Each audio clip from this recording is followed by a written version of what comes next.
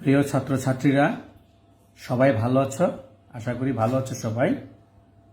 আমি খোকন কুমার দাস শঙ্কর, সহকারী অধ্যাপক, সৈয়দ নজরুল ইসলাম কলেজ। আজ আমার অনলাইন ষষ্ঠ পর্বের ক্লাস, 6 নম্বর ক্লাস। আজ আমি উচ্চ মাধ্যমিক হিসাব বিজ্ঞান প্রথম পত্রের 8ম অধ্যায় দৃশ্যমান ও অদৃশ্যমান সম্পদের হিসাব রক্ষণ এই বিষয়ে আলোচনা করব এবং একটি প্রায়োগিক সমস্যা আমরা দেখব। দৃশ্যমান ও অদৃশ্যমান সম্পদ। এখন আমরা দৃশ্যমান ও অদৃশ্যমান সম্পদ বা সম্পদ বলতে কি বোঝায় আমরা সেটা একটু আলোচনা করব। সম্পদ, সাধারণত আমরা সম্পদ দীর্ঘমেয়াদের জন্য ক্রয় করে থাকি, তাকে আমরা স্থায়ী সম্পত্তি বলি। স্থায়ী সম্পত্তি বলতে আমরা বুঝি এমন একটি মূলধন জাতীয় ব্যয় যা ব্যবসা পরিচালনার জন্য অর্জন করা হয়, যা দীর্ঘমেয়াদের ভিত্তিতে ব্যবসায় ব্যবহৃত হয়। কিন্তু এ ধরনের মূলধন জাতীয় ব্যয় বা সম্পদ পুনঃবিক্রয় করে মুনাফা অর্জনের জন্য ব্যবহৃত হয় না। অর্জিত এই ধরনের সম্পদ 1 বছরের বেশি, 2 বছর, 5 বছর, 10 বছর, 20 বছর, 50 বছর বা তারও বেশি সময় ধরে ব্যবসা প্রতিষ্ঠানে ব্যবহৃত হতে পারে।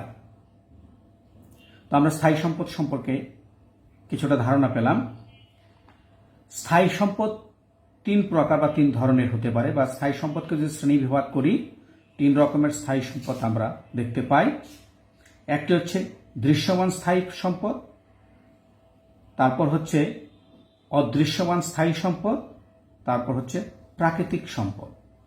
এখন দৃশ্যমান স্থায়ী সম্পদ, যে সকল স্থায়ী সম্পদ আমরা দেখতে পাই, ধরা যায়, ছোঁয়া যায় বা অস্তিত্ব রয়েছে, সেগুলো হচ্ছে দৃশ্যমান স্থায়ী সম্পদ। যেমন জমি বা ভূমি, দালান কোঠা, কলকব্জা ও যন্ত্রপাতি, আসবাবপত্র, সরঞ্জাম ইত্যাদি।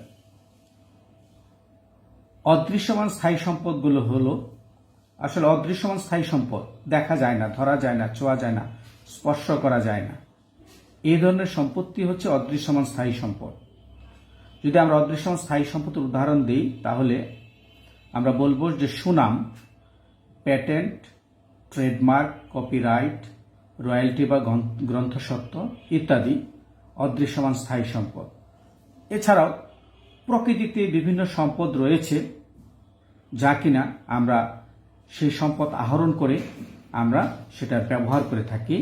এই ধরনের প্রাকৃতিক সম্পদগুলো হলো কয়লা খনি, তেলের খনি, প্রাকৃতিক বনাঞ্চল বা অন্য কোনো খনি বা প্রাকৃতিক সম্পদ। তো আমরা স্থায়ী সম্পদ সম্পর্কে ধারণা পেলাম, স্থায়ী সম্পদ কি এবং স্থায়ী সম্পদের শ্রেণীবিভাগ সম্পর্কে একটু ধারণা পেলাম। এখন এই স্থায়ী সম্পত্তি ব্যবহার করার কারণে কারণ স্থায়ী সম্পত্তির মূল্যের হ্রাস ঘটে, যাকে আমরা অবচয় হিসেবে চিহ্নিত করি। তো আমরা অবচয় সম্পর্কে কিছুটা ধারণা নিব। আসলে ব্যবসায়ে সম্পত্তি অর্জন করা হয় সুষ্ঠুভাবে ব্যবসা পরিচালনা কাজে ব্যবহার করার জন্য, অর্থাৎ ব্যবসাটাকে সুষ্ঠুভাবে পরিচালনা করা যায়, সেই জন্য আমরা সম্পদ অর্জন করে থাকি। কিন্তু এই সম্পত্তি ব্যবহার করার কারণে এর মূল্যের হ্রাস বা দর পতন ঘটে। সম্পত্তির এই যে মূল্য হ্রাস বা দর পতন, বস্তুত এটাই হচ্ছে অবচয়। এখন বিভিন্ন কারণেই এই সম্পত্তির মূল্যের হ্রাস ঘটে বা দর পতন ঘটে। তো আমরা একটু জানব কি কি কারণে সম্পত্তির মূল্যের হ্রাস ঘটে, যাকে আমরা অবচয় হিসাবে চিহ্নিত করি বা সম্পত্তির দর পতন ঘটে।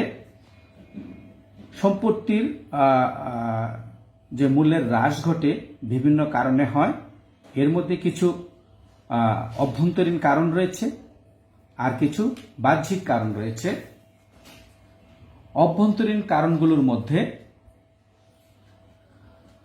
সম্পত্তির ব্যবহারজনিত ক্ষয়ক্ষতি একটি কারণ, এরপরে রয়েছে নিঃশেষকরণ একটি কারণ, সময়ের আবর্তন ইত্যাদি।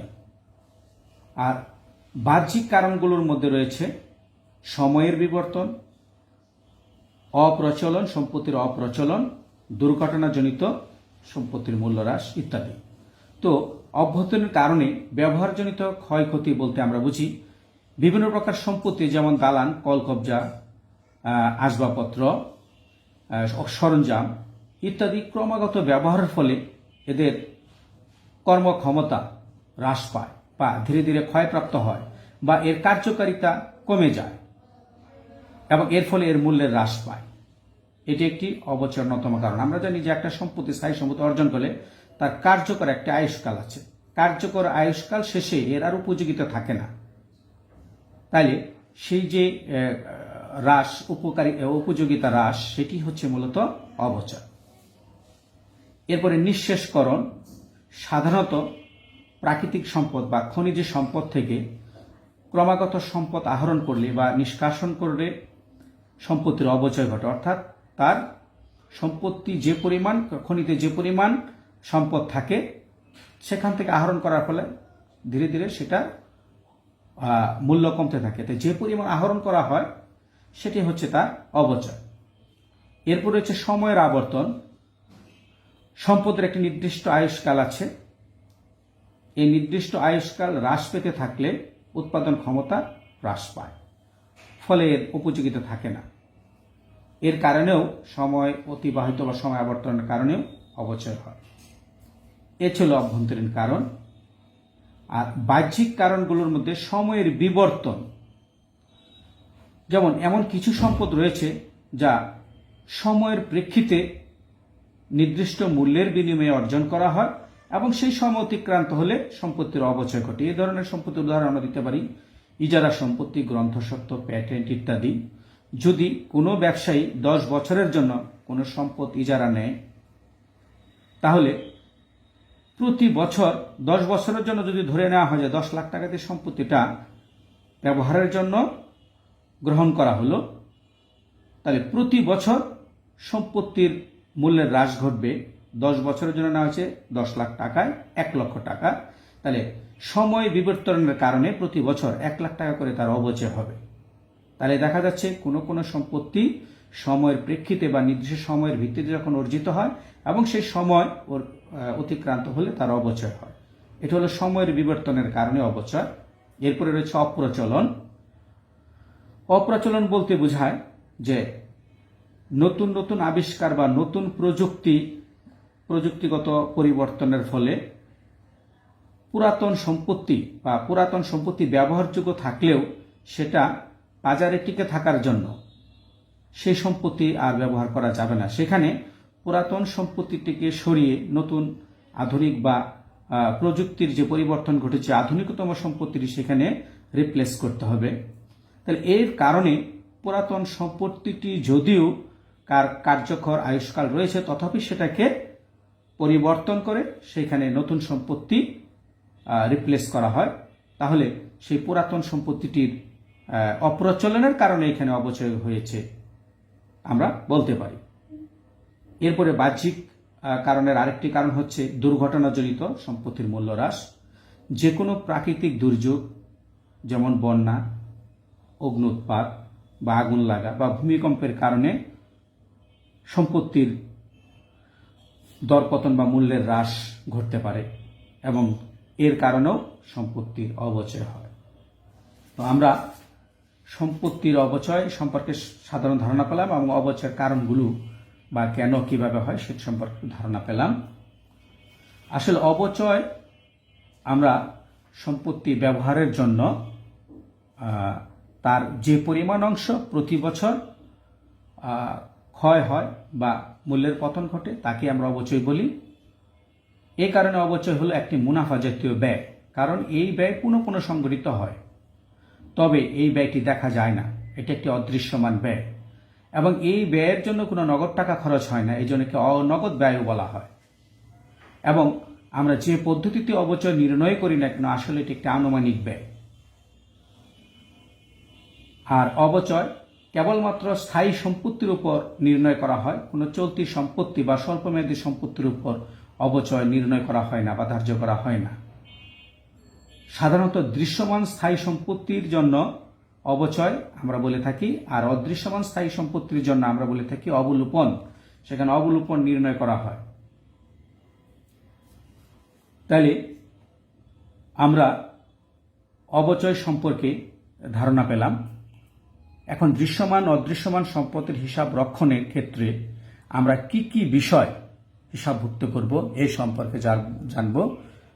তোমাদের লক্ষ্য করো, মনিটরে স্ক্রিনে খেয়াল করো, দৃশ্যমান অদৃশ্যমান সম্পদের হিসাব রক্ষণ।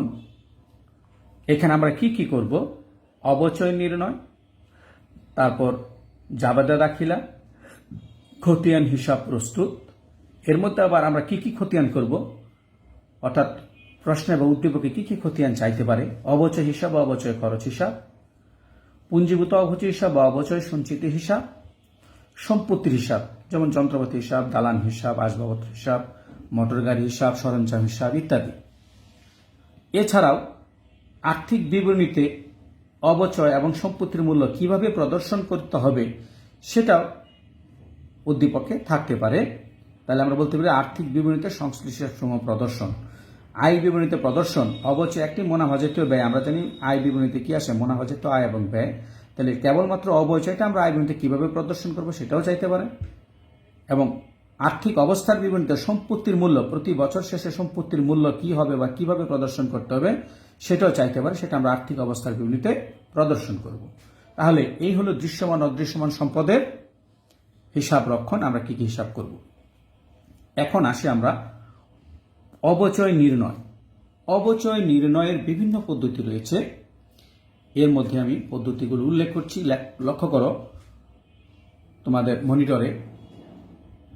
প্রথম 1 নম্বর পদ্ধতি সরল রৈখিক পদ্ধতি বা স্থির কিস্তি পদ্ধতি। তারপর 2 আমি বলেছি ক্রমহ্রাসমান জের পদ্ধতি বা হ্রাসকৃত মূল্য পদ্ধতি বা পুস্তক মূল্য পদ্ধতি। এর মধ্যে আবার 2 ধরনের রয়েছে, প্রকৃত ক্রমহ্রাসমান জের পদ্ধতি, আর হলো সাধারণ ক্রমহ্রাসমান জের বা দ্বিগুণ ক্রমহ্রাসমান জের পদ্ধতি বা দ্বৈত ক্রমহ্রাসমান জের পদ্ধতি। এরপরে লক্ষ্য করো 3 নম্বর বলছি উৎপাদন একক পদ্ধতি, বর্ষ সংখ্যার সমষ্টি পদ্ধতি, তারপরে যন্ত্র ঘণ্টাহার পদ্ধতি, মাইলেজ পদ্ধতি, পুনঃমূল্যায়ন পদ্ধতি, বার্ষিক সমকিস্তি পদ্ধতি, প্রতিপূরক তহবিল পদ্ধতি, বীমা পদ্ধতি, ক্ষয় একক পদ্ধতি, মেরামত সঞ্চয় পদ্ধতি, বিশেষ অবচয় পদ্ধতি। এই যে এতগুলো অবচয়ের পদ্ধতি রয়েছে, বাস্তব ক্ষেত্রে যে কোনো প্রতিষ্ঠান যে কোনো পদ্ধতি তারা ব্যবহার করতে পারে, সেটা তাদের বিজনেস স্ট্র্যাটেজির উপর নির্ভর করবে। তবে উচ্চ মাধ্যমিকের ছাত্র হিসেবে আমাদের যে সিলেবাস, সেই সিলেবাস অনুযায়ী আমরা সবগুলো পদ্ধতি আমাদের জানার দরকার নেই, কারণ পরীক্ষার প্রশ্নপত্রে যে ধরনের বিগত বছরগুলিতে যে ধরনের প্রশ্ন হয়েছে সেগুলো বিচার করলে আমরা সরল রৈখিক বা স্থির কিস্তি পদ্ধতি, ক্রমহ্রাসমান জের পদ্ধতি, এই 2 পদ্ধতি বিশেষভাবে আমাদেরকে করতে হবে অবচয় নির্ণয়। এছাড়া আর 2-1টি পদ্ধতি আমরা জানব। তো আজকে আমরা জানব সরল রৈখিক বা স্থির কিস্তি পদ্ধতিতে কিভাবে অবচয় নির্ণয় করা হয়। সরল রৈখিক বা স্থির কিস্তি পদ্ধতি বলতে কি বোঝায়? যে পদ্ধতিতে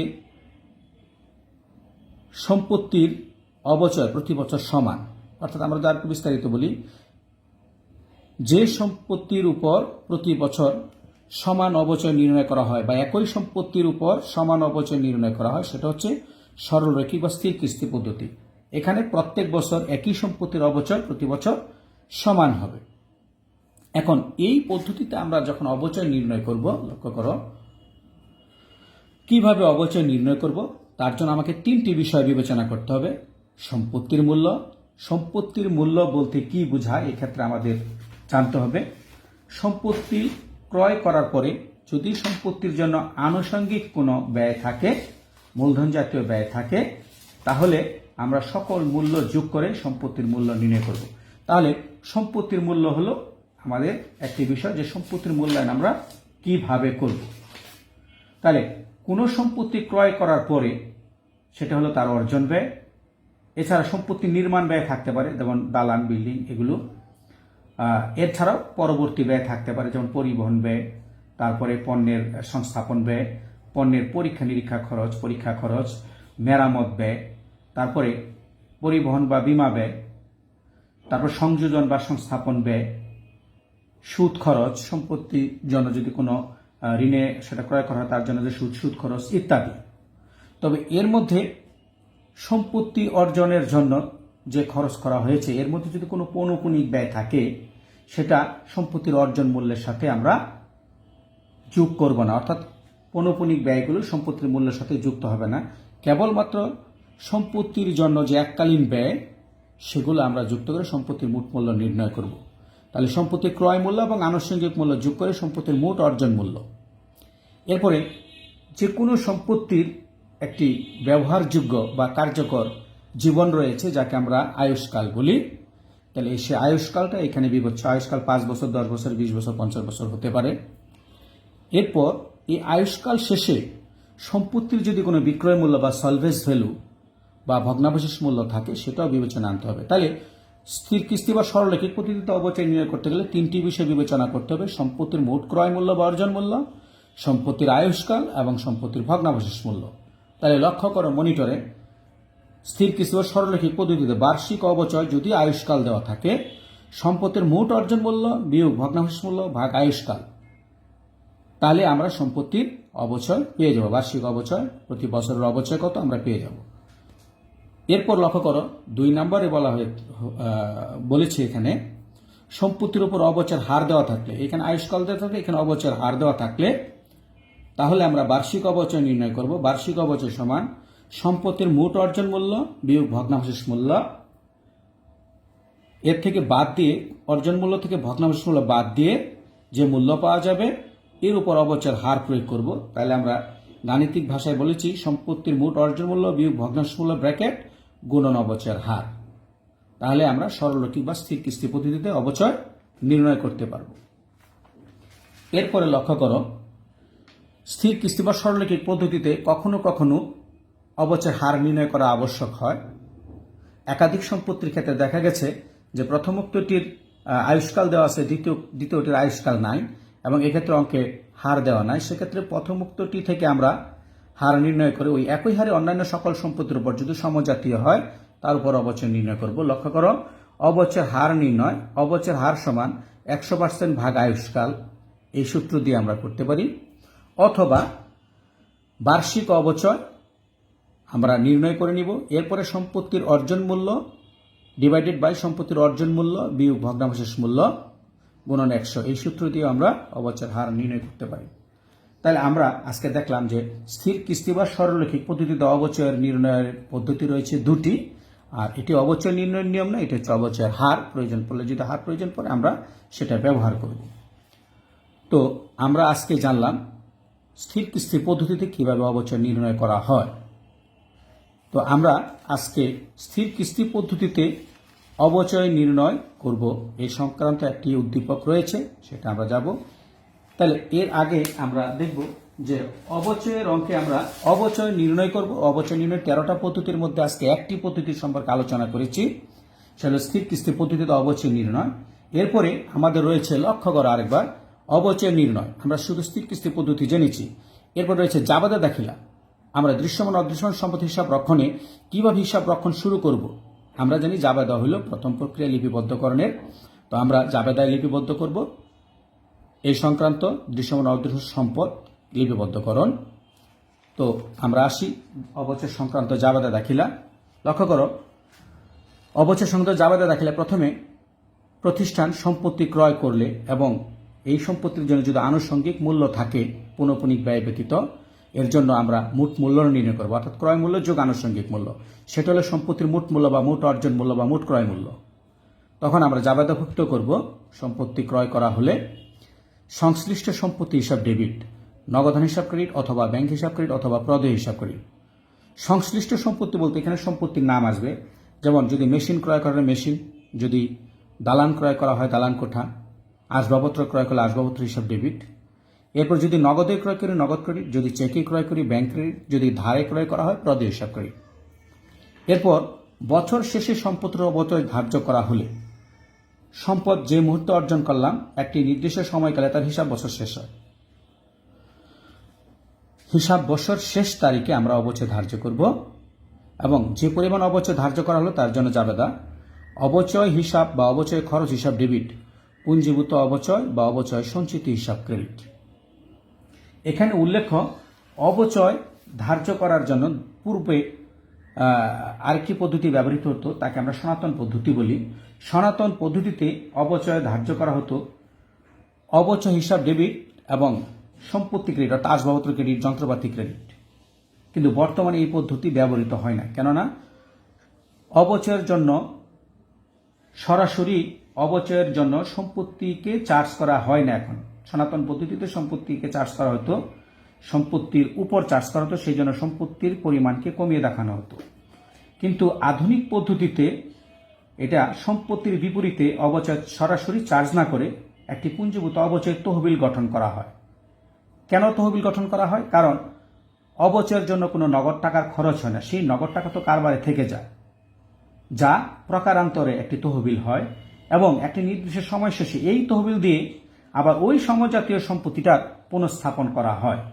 সেই জন্য আধুনিক পদ্ধতিতে অবচয় ডেবিট সম্পত্তি ক্রেডিট না করে পুঞ্জীভূত অবচয় বা অবচয় সঞ্চিতিকে ক্রেডিট করা হয়। তা আমরা জানলাম যে এই জাবেদাটা সনাতন এবং আধুনিক কিভাবে। আমরা সবসময় এই জাবেদাটা লক্ষ্য করব, অবচয় হিসাব বা অবচয় খরচ হিসাব ডেবিট এবং পুঞ্জীভূত অবচয় বা অবচয় সঞ্চিতি হিসাব, পুঞ্জীভূত অবচয় বা অবচয় সঞ্চিতি হিসাব ক্রেডিট। এরপর আমরা যাব 3 নম্বরে। এই যে 2 নম্বরে অবচয় ধার্য করা হলো, এই ধার্যকৃত অবচয় আমরা বছর শেষে লাভ লোকসান নির্ণয়ের জন্য যে আয় বিবরণী তৈরি করা হয়, সেখানে আমরা আয় বিবরণীতে তাকে স্থানান্তর করব বা আয় বিবরণীতে দেখাবো। এটি একটি সমাপনী জাবেদা।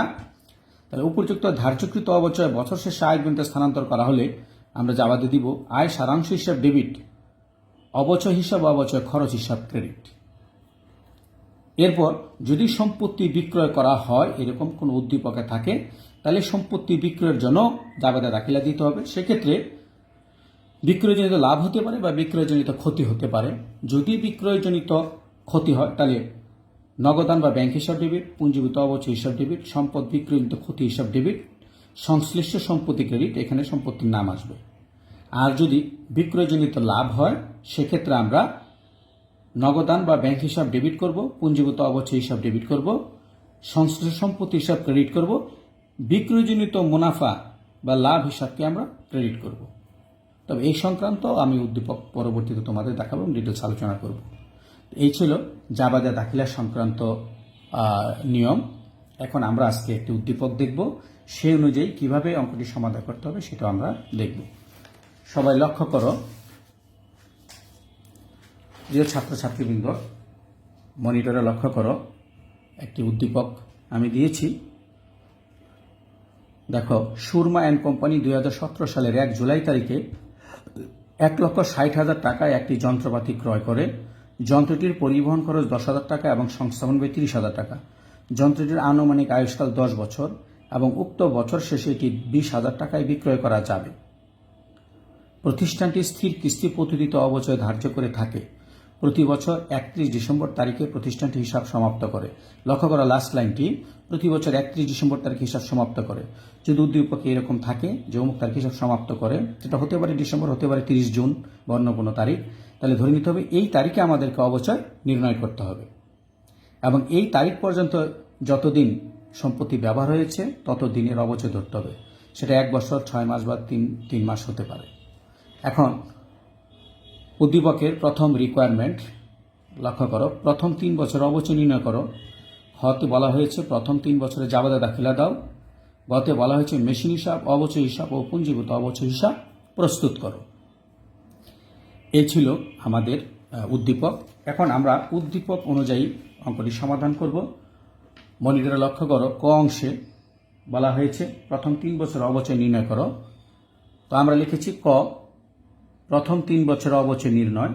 আমরা জানি স্থির কিস্তি পদ্ধতিতে যদি আয়ুষ্কাল দেওয়া থাকে, এখানে আয়ুষ্কাল দেওয়া আছে 10 বছর, তাহলে আমরা অবচয় নির্ণয় করব। অবচয়ের যে সূত্র আমি দেখিয়েছি লক্ষ্য করো, আমরা জানি বার্ষিক অবচয় সমান যন্ত্রপাতির অর্জন মূল্য, বা এখানে লিখতে পারি যন্ত্রপাতির মোট ক্রয় মূল্য বিয়োগ ভগ্নাবশেষ মূল্য ভাগ আনুমানিক আয়ুষ্কাল।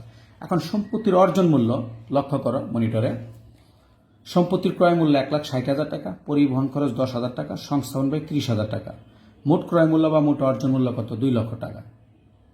এবং এই সম্পত্তির আনুমানিক আয়ুষ্কাল উদ্দীপকে বলা আছে 10 বছর, আনুমানিক আয়ুষ্কাল 10 বছর এবং 10 বছর শেষে এটি 20,000 টাকায় বিক্রয় করা যাবে, তাহলে এটি হচ্ছে ভগ্নাবশেষ মূল্য।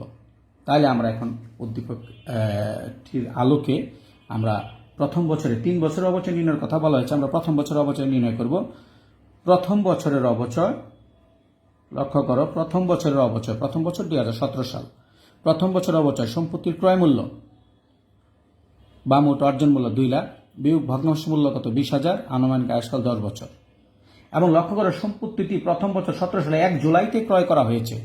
তাহলে আমরা ক্রয় মূল্য বিয়োগ ভগ্নাংশ মূল্য ভাগ আয়ুষ্কাল, তাহলে 2 লাখ থেকে 20,000 বাদ গেলে 1,80,000 ভাগ আয়ুষ্কাল 10 বছর, তাহলে 18,000 টাকা কিন্তু 1 বছরের অবচয়। কিন্তু আমরা প্রথম বছর ব্যবহার করেছি 6 মাস, 1 জুলাই থেকে হিসাব সমাপ্ত হয়েছে 31 ডিসেম্বর, তাহলে জুলাইয়ের 1 তারিখ থেকে ডিসেম্বর হলো কয় মাস? 6 মাস। তাহলে এখানে গুণন 12/6, লক্ষ্য করো।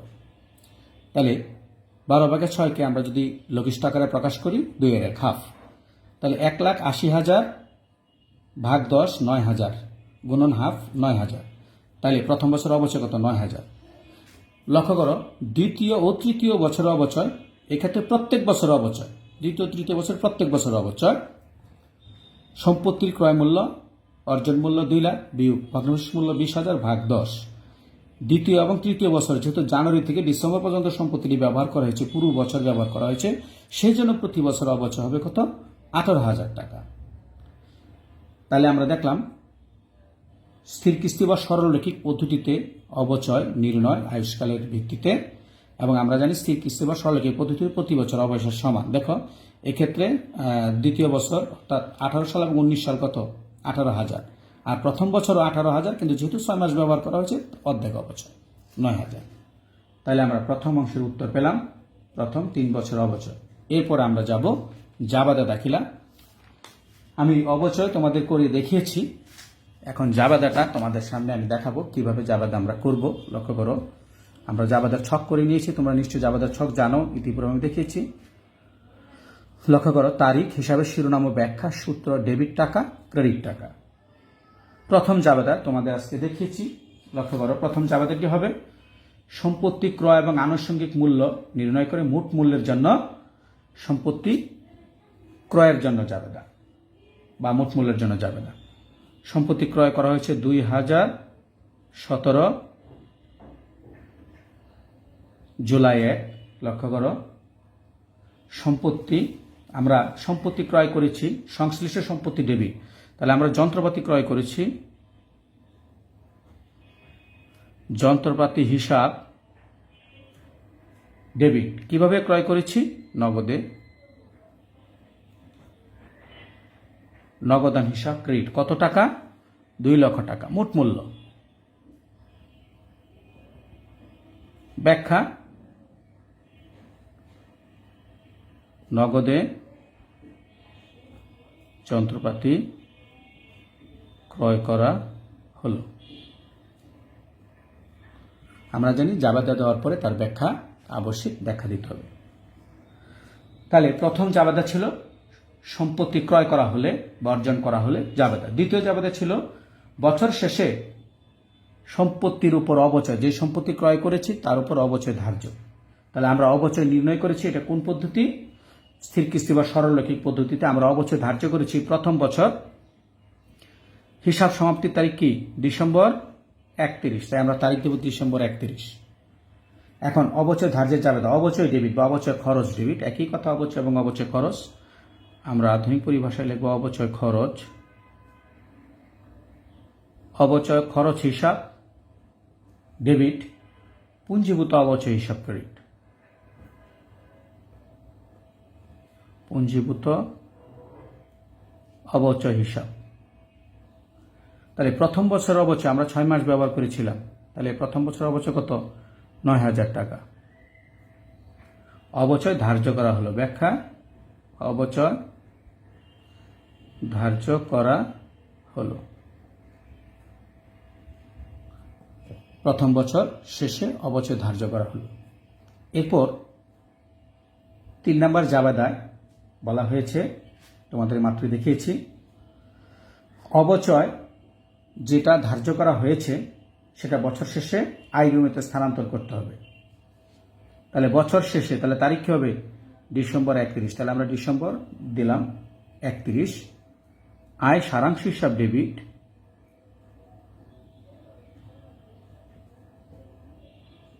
আয় সারাংশ হিসাব ডেবিট, অবচয় খরচ হিসাব ক্রেডিট। অবচয়কে শুধু অবচয় লিখতে পারি, অবচয় হিসাব অথবা অবচয় খরচ হিসাব।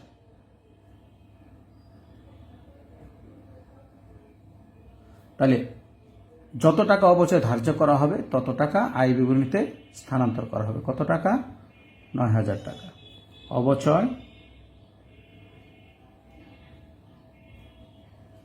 অবচয় আয় বিবরণীতে স্থানান্তর করা হলো, অথবা বলতে পারতাম অবচয় হিসাব বন্ধ করা হলো, এভাবেও বলা যাবে। তাই এখানে বলছে ৩ বছরের জাবেদা দাখিলা দাও। আমরা 1 বছরের জাবেদা দাখিলা শেষ করলাম 17 সাল। তাহলে এইভাবে যত বছর বলবে 17 সাল, 18 সাল, 19 সাল, 20 সাল, 3 বছর, 4 বছর, 5 বছর, যত সাল বলবে তত বছরের অবচয় জন্য জাবেদা দাখিলা দিতে হবে। তাহলে 17 সালের পরে আমরা 2018 সালের জাবেদা দিব দ্বিতীয় বছরে। এখন লক্ষ্য করো,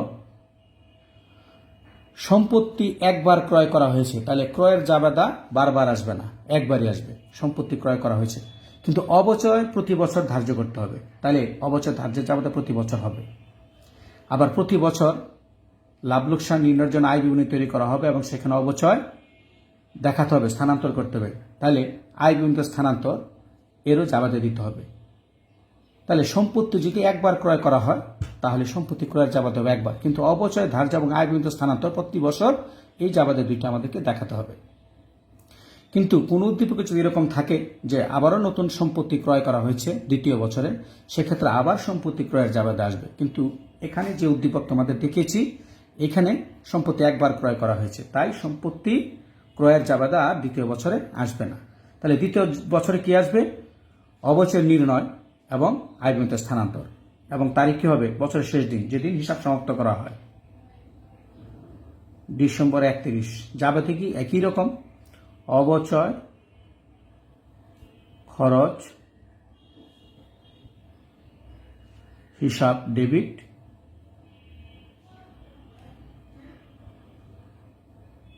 পুঞ্জীভূত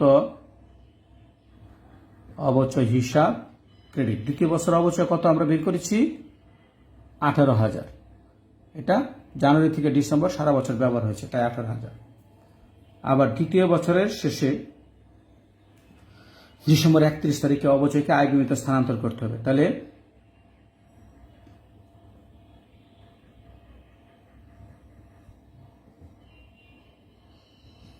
আয় সারাংশ হিসাব ডেবিট, অবচয় খরচ হিসাব ক্রেডিট। ব্যাখ্যা অবচয় ধার্য করা, অবচয় আয় বিবরণীতে স্থানান্তর করা হলো। তো ব্যাখ্যা আমি প্রথমবার দিয়েছি, পরে আর লিখি নেই, একই রকম হবে। কয় বছর গেল? 17, 18, 2 বছর। তাহলে এখানে বলছে প্রথম 3 বছর, তাহলে 17, 18, 19, 2019। একই কথা, সম্পত্তি ক্রয়ের জাবেদা হবে না, যেহেতু সম্পত্তি আর নতুন করে ক্রয় করা হয়নি, কিন্তু অবচয় ধার্য এবং আয় বিবরণীতে স্থানান্তর এই দুটি জাবেদা দিতে হবে।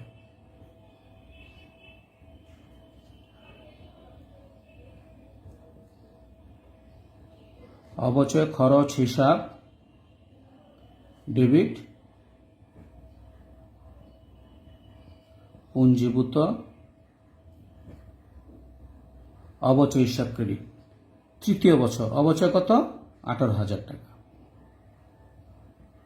ও এখানে 18,000 টাকা। যত টাকা অবচয় ধার্য তত টাকা আয় বিবরণীতে স্থানান্তর।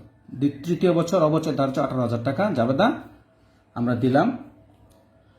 তৃতীয় বছর আবার আয় বিবরণীতে স্থানান্তর,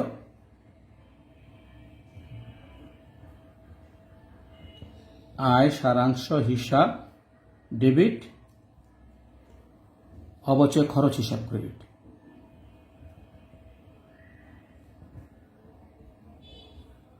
অবচয় ধার্য 18,000 টাকা, তত টাকায় আয় বিবরণীতে স্থানান্তর।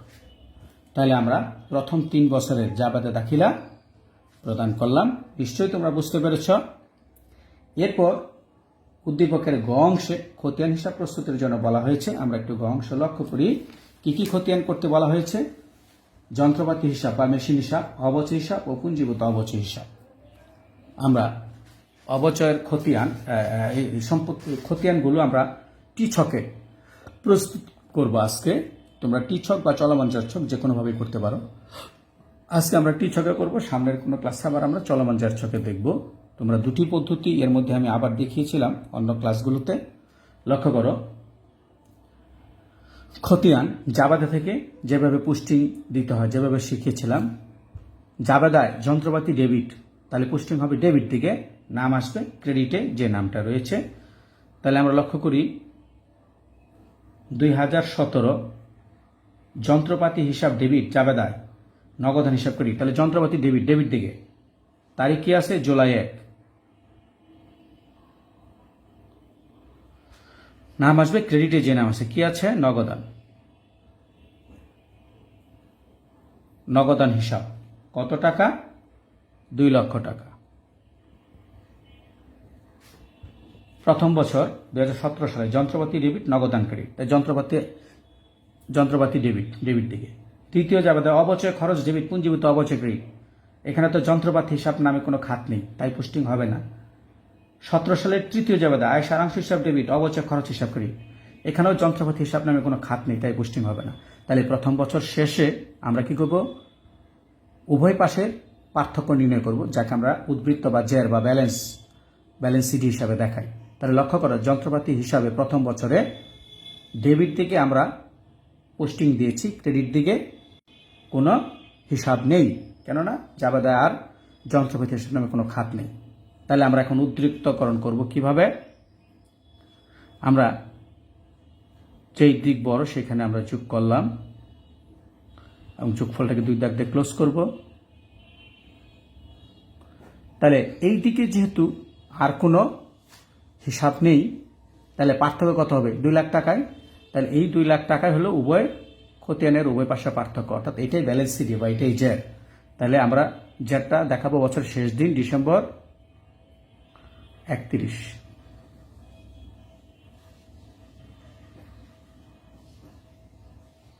ব্যালেন্স সিডি অর্থাৎ ব্যালেন্স ক্যারি ডাউন, উদ্বৃত্ত স্থানান্তরিত হইবে, অর্থাৎ উদ্বৃত্ত পরের বছরের শুরুতে আবার স্থানান্তরিত হইবে, এই জন্য বলছে সিডি ক্যারি ডাউন। আর এখানে বলবো উদ্বৃত্ত আগের বছর থেকে আনা হইল, ব্যালেন্স ব্রট ডাউন। তাহলে 2018 জানুয়ারি পরের বছরের শুরুতে।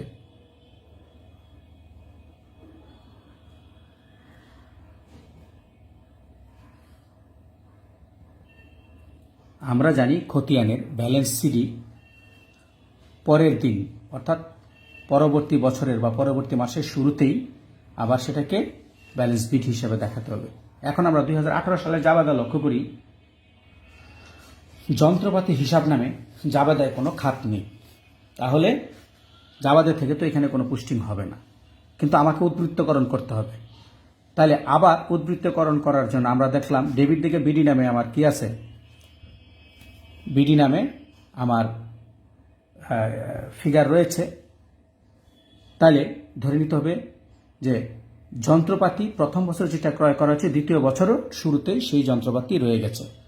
তাহলে দ্বিতীয় বছরের শুরুতে যেটা রয়ে গেছে, দ্বিতীয় বছরের শেষে তাহলে যন্ত্রপাতির পরিমাণ কি রয়েছে সেটা নির্ণয় করতে হবে। তো একই রকমভাবে আমরা যোগ করব ডেবিট দিক এবং ক্রেডিট দিকে, ওই যোগফল দেখাবো।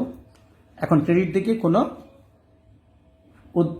লেনদেন নেই, কোনো হিসাব খাত নেই, তাহলে উভয় পাশের পার্থক্য কত হবে? এই 2 লাখ টাকায়। তো এটাই আবার ব্যালেন্স সিডি হিসাবে দেখাবো, ডিসেম্বর 31 ব্যালেন্স সিডি 2 লক্ষ টাকা। তার মানে দ্বিতীয় বছরের শেষেও ওই যে প্রথম বছর আমরা 2 লাখ টাকা দিয়ে কিনেছিলাম, দ্বিতীয় বছরের শেষেও ওই 2 লাখ টাকার সম্পত্তি রয়ে গেছে। তাহলে ব্যালেন্স সিডি কত? 2 লাখ টাকা। তাহলে আমার কয় বছর গেল? 2 বছর। উদ্দীপকে 3 বছরের কথা বলা হয়েছে, তাহলে তৃতীয় বছর 2019 সাল 2 পাশে আমরা লিখব। এখন ব্যালেন্স সিডিকে আবার ব্যালেন্স বিডি করব বছরের শুরুতে, জানুয়ারি 1।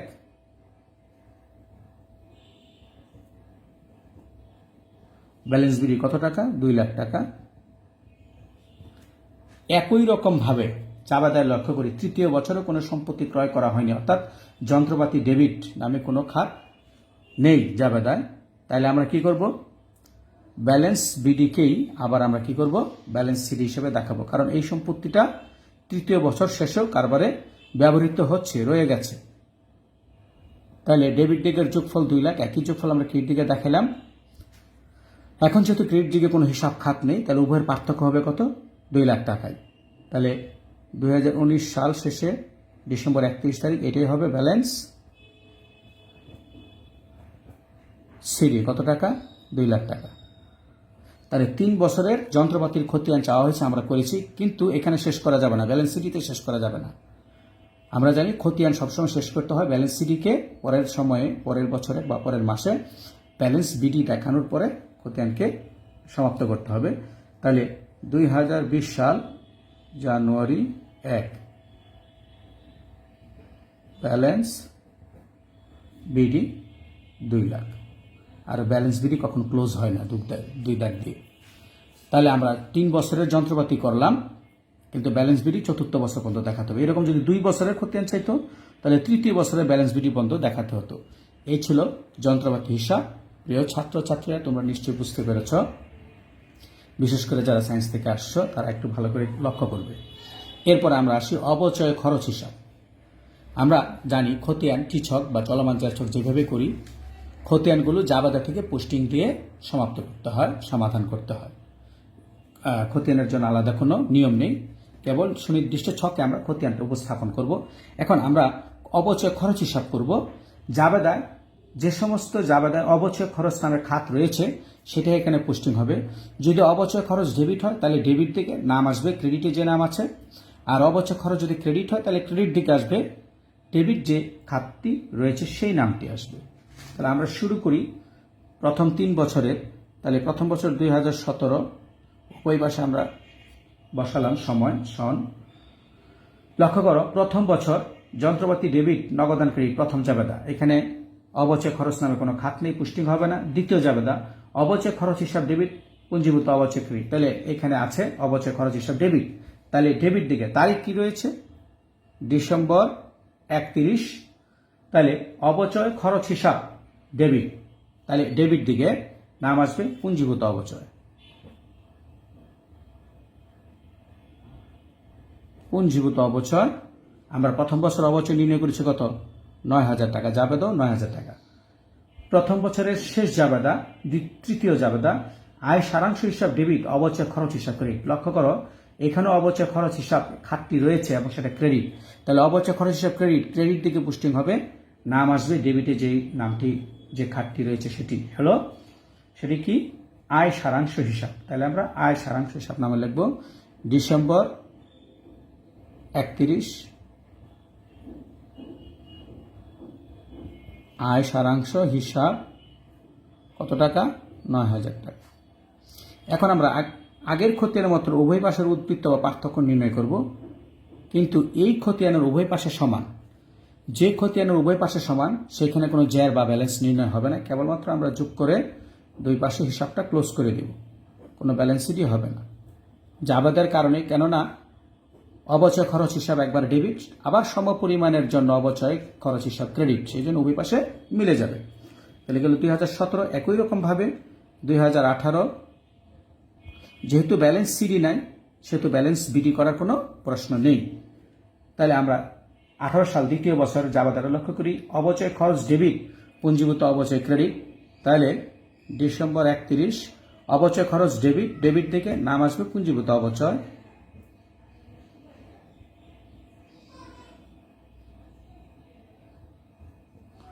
কত টাকা? 18,000 টাকা দ্বিতীয় বছর।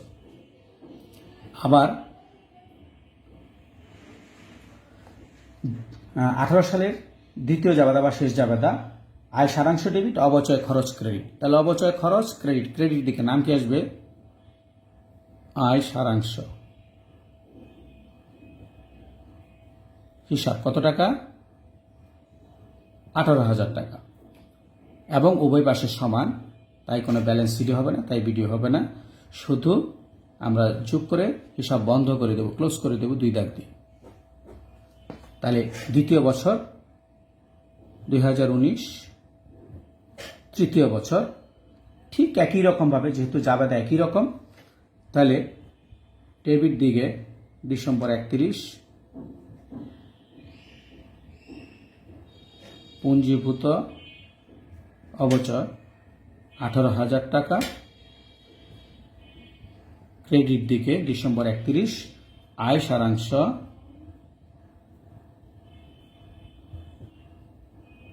হিসাব 18,000 টাকা। এক্ষেত্রে উভয় পাশে সমান হবে, যোগফল 18,000 টাকা, হিসাব বন্ধ করে দিলাম। এই ছিল অবচয় খরচ হিসাব খতিয়ান। এরপরে শেষ খতিয়ান আজকের এই উদ্দীপকের, পুঞ্জীভূত অবচয় হিসাব। তো আমরা আসি, মনিটর সবাই লক্ষ্য করো, পুঞ্জীভূত অবচয় হিসাব। তাহলে প্রথম বছর 2017 প্রথম বছর, লক্ষ্য করো,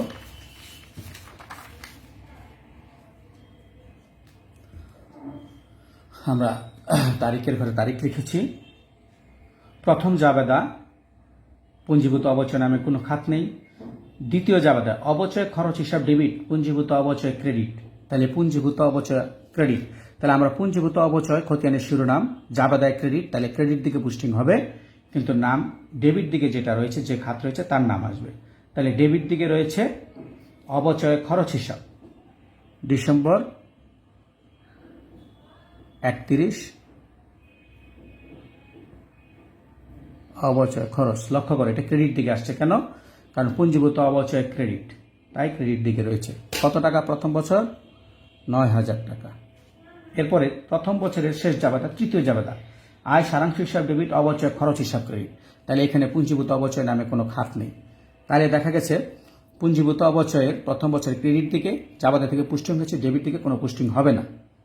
এখন উদ্ধৃতকরণ নির্ণয় করতে হবে। তাহলে উদ্ধৃতকরণ কিভাবে করব?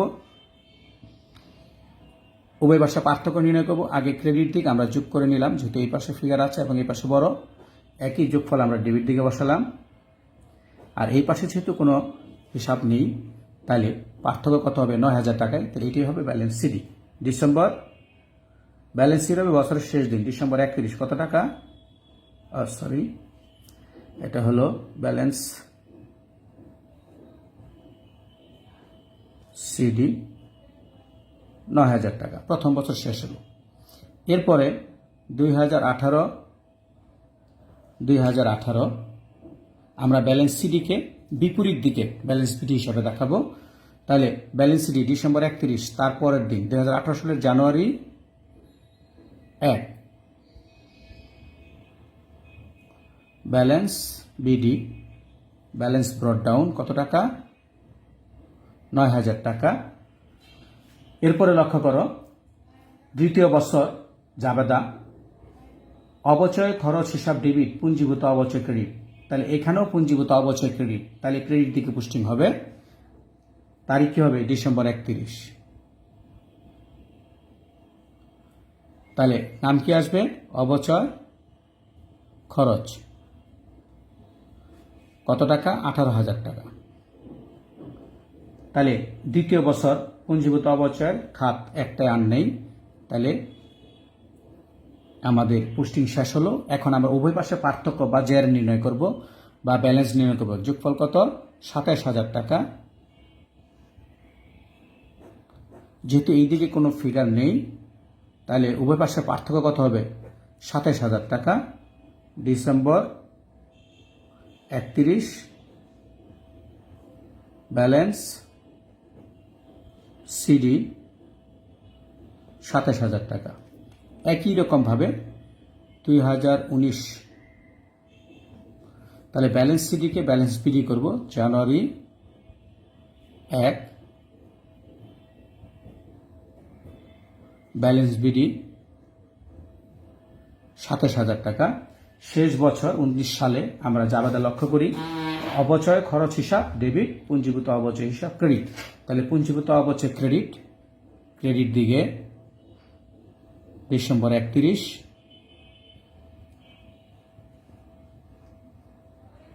অবচয় খরচ কত টাকা?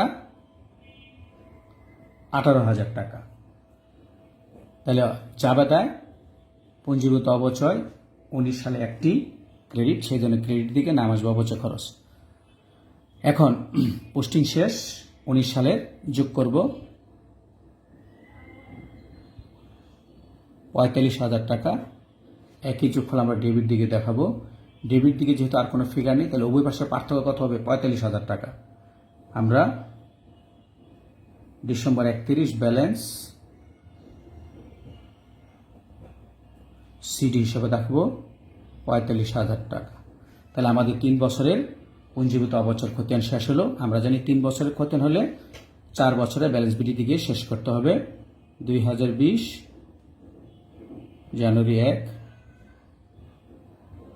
ব্যালেন্স বিডি 45,000 টাকা। তো প্রিয় ছাত্রছাত্রীরা, আমরা আজকে পুরো একটি বিষয় জানলাম, পুরো একটি ক্লাস আমরা দেখলাম। দৃশ্যমান অদৃশ্যমান সম্পত্তির হিসাব রক্ষণ, দৃশ্যমান অদৃশ্যমান সম্পদ কি, অবচয় কি এবং কিভাবে সেটা নির্ণয় করতে হয়, আমরা আজকে একটি প্রায়োগিক সমস্যা দেখলাম। আশা করি তোমরা সবাই বুঝতে পেরেছ। এই বিষয়ে তোমরা তোমাদের পাঠ্য বইয়ের উদাহরণ রয়েছে কিছু প্রথম দিকে। আমার এই ক্লাসটা দেখার পরে তোমরা বাসায় সেই উদাহরণগুলো লক্ষ্য করো এবং তোমাদের যে এক্সারসাইজ হচ্ছে সেখান থেকে কিছু অঙ্ক তোমরা নিশ্চয়ই করবে। আমি এটা তোমাদের বলছি, তোমরা একটু দেখবে অবশ্যই, তাহলে তোমাদের জন্য সেটা সুবিধা হবে। তো আজকে এই পর্যন্তই। সবাই ভালো থাকো, সুস্থ থাকো, সাবধানে থাকো। ধন্যবাদ সবাইকে।